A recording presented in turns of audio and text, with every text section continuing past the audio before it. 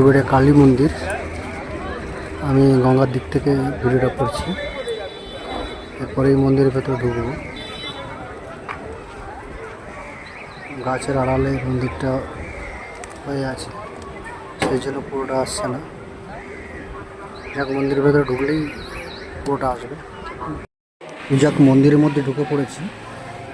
সকালবেলা চলে এসেছি, তো ভাগ্যটা ভালোই আছে, আজকে ফাঁকা।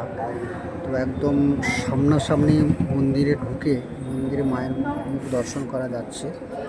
তো আজকে কোনো তিথি বা সেরকম কিছু নেই। তিথি ফিথিতে হলে কি হয়, এইখানে মন্দিরে প্রচণ্ড ভিড় থাকে।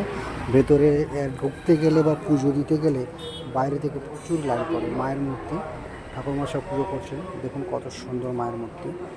তো ভাগ্য ভালো, মায়ের মুখ খুব পরিষ্কারভাবে দেখতে পেলাম এবং আমি ভিডিও করতে পারলাম। তো অন্যান্য দিন আমি প্রায় যাই, তো ভেতরে ঢুকতে পারি না, বাইরে এত ভিড় থাকে বা এত লাইন থাকে। ভেতরে ঢুকে যে আপনি ভিডিও করবেন সেটাও আপনি সুযোগ পাবেন না।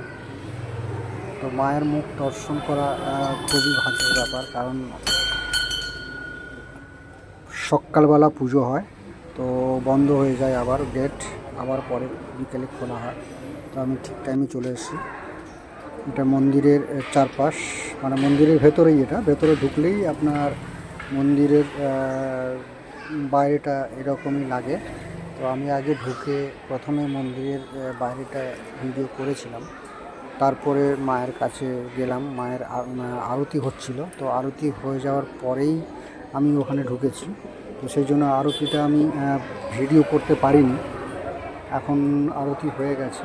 আরতি হওয়ার পর যারা পুজো দিতে এসছেন তারা আশেপাশে আছেন, খুব কম লোকই আছেন, অন্যান্য দিনের তুলনায় একদমই কম। মানে বলতে গেলে যে খুবই ভাগ্য ভালো, এত ফাঁকা সচরাচর এই মন্দিরে পাওয়া যায় না। আর অন্যান্য দিন অমাবস্যা, পূর্ণিমা, শনি, মঙ্গলবার তো হলেই তো মানে প্রচুর লোক থাকে, বা অন্যান্য কোনো পুজো পার্বণ বা পুজোর তিথি থাকলে তো প্রচুর ভিড় থাকে এই মন্দির চত্বরে। বাইরে জুতো রেখেই ঢুকতে হয় এই মায়ের মূর্তি। আবার একবার তুললাম, কারণ তারপর সুযোগ আছে বলে বারবার আমি মায়ের মন্দিরের পাশে গিয়ে মায়ের মূর্তি আমি ভিডিও করলাম। সবাই দেখ।